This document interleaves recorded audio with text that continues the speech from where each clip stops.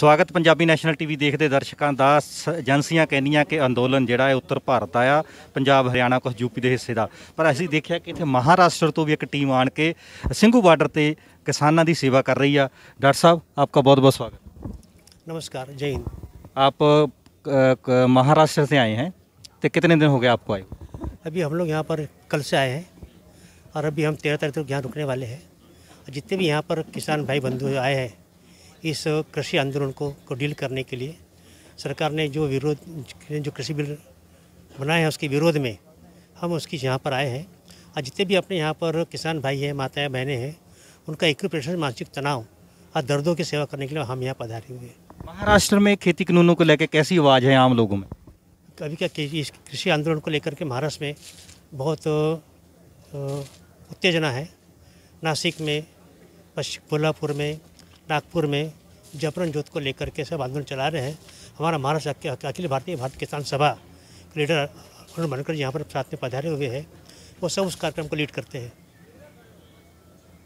आप देखते हैं कि जो संयुक्त मोर्चे से कॉल जाती है, कोई डीसी दफ्तर का घेराव करना है, कोई प्रदर्शन करना है, महाराष्ट्र में भी करते हैं किसान? जी हाँ, जी हाँ। अभी फ़िलहाल 4-5 दिन पहले ही कृषि डेरा डालो आंदोलन चला नागपुर शहर में, संविधान चौक पर कलेक्टर का घेराव के लिए। आपके जो शरद पवार हैं वो तो बोलते हैं कि ये संशोधन करा लेना चाहिए किसानों को, उसे बयान को आप कैसे देखते हैं? धोखाधड़ी किसानों से धोखाधड़ी है सीधा। इसको हमारे विकास के लिए अभी हम आंदोलन की रूपरेखा बनाने वाले आगे चल के, ताकि शरद पवार और जो आघाड़ी की सरकार है उसके विरोध में हम सब बैठने वाले हैं। पहले तो लग रहा था कि ये शरद जी हैं वो किसानों के पक्ष में हैं, लेकिन ये बयान देके उन्होंने किसान मोर्चे का अपमान किया है। जी हाँ जी, बिल्कुल, ये आपका बोलना बिल्कुल सत्य है। उन्होंने ये जो उसका मुखिया है उनको आगे इलेक्शन में भुगतना पड़ेगा कि सब किसान उससे नाराज ही रहेंगे, क्योंकि हमारा ये जो पूरा संच है संयुक्त मोर्चे का, ये 200 संगठनों का मोर्चा है। इसका पालन करना हर किसी का धर्म है और ठीक है। ये आंदोलन चल रहा है, इसके सब एक साथ में बैठने वाले हैं और आगे भूमिका भी इसी ढंग की रहने वाली है विरोध में, मोदी सरकार के कृषि बिल के विरोध में। महाराष्ट्र से और कितने लोग और बॉर्डरों पर भी आते जाते रहते हैं? इसके पहले शाहजहाँपुर में दिसंबर में आए थे, यहाँ भी दिसंबर में लोग आके गए हैं। और फरवरी महीने में कोल्हापुर से एक जत्था निकला था शाहजहाँपुर तक जाने के लिए बस से, वो सब नागपुर होते हुए यहाँ तक आया था। तो सब लोग निकल रहे हैं अपने ढंग से, और अपने स्थानीय लेवल पर भी उसका विरोध हो रहा है जोरदार ढंग से, संयुक्त किसान मोर्चा के समर्थन में। आप कितने लोगों की टीम आई है आज? अभी हम लोग 6 लोग आए, 10 लोग आए यहाँ पर फिलहाल। अभी कितनी तारीख तक रहेंगे? 13 तारीख तक। जी हाँ, उसके बाद आपका दूसरा ग्रुप आ जाएगा? दूसरा भी आएगा। अभी क्या है कि इसमें किसान अखिल भारतीय किसान सभा, भारत के राज्य किसान सभा, ये सब लोग संयुक्त ढंग से आते हैं ना यहाँ पर मिलने के लिए। कौन कौन सा किसानों का इलाज करेंगे आप? जो भी किसान यहाँ पे आ जाए सेवा के इलाज करेंगे पूरा। कल से चालू किया हमने, कल से 5 बजे से 9 से 12 तक समय रहता है उसका, सवेरे शाम को 5 से 7 बजे तक का समय रहता है।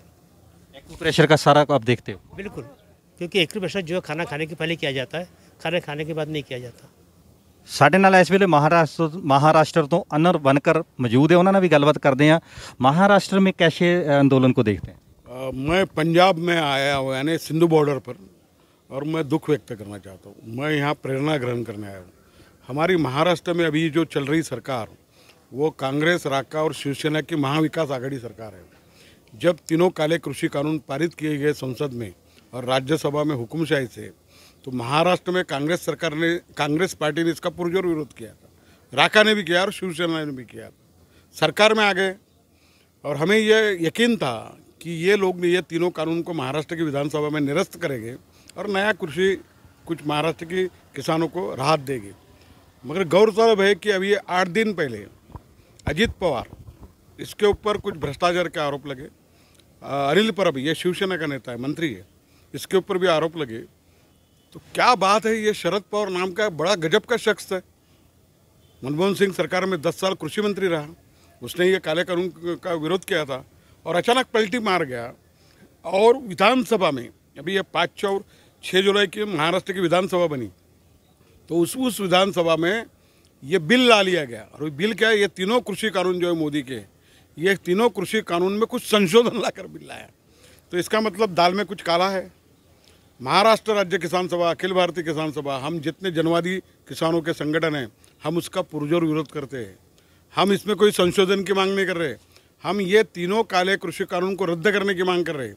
हम खेत माल के जो उपज है उसको MSP की गारंटी कानून की मांग कर रहे हैं। तो ये अगर हमारी राह है तो महाविकास आघाड़ी सरकार विश्वासघात कर रही, हमारे साथ धोखाबाजी कर रही। और इसीलिए आपको मैं बताता कि नागपुर में 21 जून से हम 1 जुलाई तक 12 दिन घेरा डालो डेरा डालो आंदोलन, वन जमीन अतिक्रमण धारकों को जमीन के पट्टे, 2006 का वन कानून है, वन अधिकार कानून, उसके तहत मिला हुआ आंदोलन करने के बाद हमसे रहा नहीं गया। और हम पंजाब की धरती पर, ये सिंधु बॉर्डर पर पंजाबियों ने जो कुर्बानी की है उनसे प्रेरणा ग्रहण करने के लिए आए। मैंने यहाँ से प्रेरणा ग्रहण की है। हम महाराष्ट्र में अगर महाविकास आघाड़ी की सरकार ईडी के कारण, उसके भतीजे पर शरद पवार के, और यह समझौता कर रही होंगी मोदी सरकार के साथ, हम यह आपसे वादा कर रहे हैं कि हम वो पूरी महाविकास आघाड़ी सरकार को सड़ों की पड़ो करके छोड़ेंगे और उसको हम चलने नहीं देंगे, क्योंकि ये विश्वासघात है और किसानों के साथ विश्वासघात बर्दाश्त करने की बात है, बाहर की बात है। इसलिए हम चेतावनी देना चाहते हैं कि महाराष्ट्र विकास आघाड़ी सरकार में बिल रखा है संशोधन का, अभी तो पारित होने का है, चर्चा का सवाल है। अगला सेशन जब भरेंगे विधानसभा में तो उसमें चर्चा होगी। अगर वो हुकुमशाही तरीके से इसको पारित करेंगे तो हम शरद पवार को भी बेनकाब करेंगे, ये कहना चाहते हैं। ਤਾਂ ਕਿਸਾਨੀ ਮੋਰਚੇ ਦੇ ਵਿੱਚ ਮਹਾਰਾਸ਼ਟਰ ਤੋਂ ਆਏ ਹੋਏ ਲੋਕ ਵੀ ਡਟੇ ਹੋਏ ਹਨ। ਜਿਹੜੀਆਂ ਏਜੰਸੀਆਂ ਕਹਿੰਦੀਆਂ ਸੀ ਕਿ ਇਹ ਸਿਰਫ ਉੱਤਰ ਭਾਰਤ ਦਾ ਇਹ ਅੰਦੋਲਨ ਆ, ਪਰ ਇਹ ਲੱਗ ਰਿਹਾ ਕਿ ਇਸ ਵੇਲੇ ਪੂਰੇ ਦੇਸ਼ ਵਿੱਚ ਇਸ ਅੰਦੋਲਨ ਦੀ ਛਾਪ ਜਿਹੜੀ ਆ ਉਹ ਦਿਸ ਰਹੀ ਆ। ਤੁਸੀਂ ਜੁੜੇ ਰਹੋ ਪੰਜਾਬੀ ਨੈਸ਼ਨਲ TV ਦੇ ਨਾਲ। ਮੈਨੂੰ ਗੁਰਨਾਮ ਸਿੰਘ ਬਿਲਗਾ ਨੂੰ ਦਿਓ ਇਜਾਜ਼ਤ।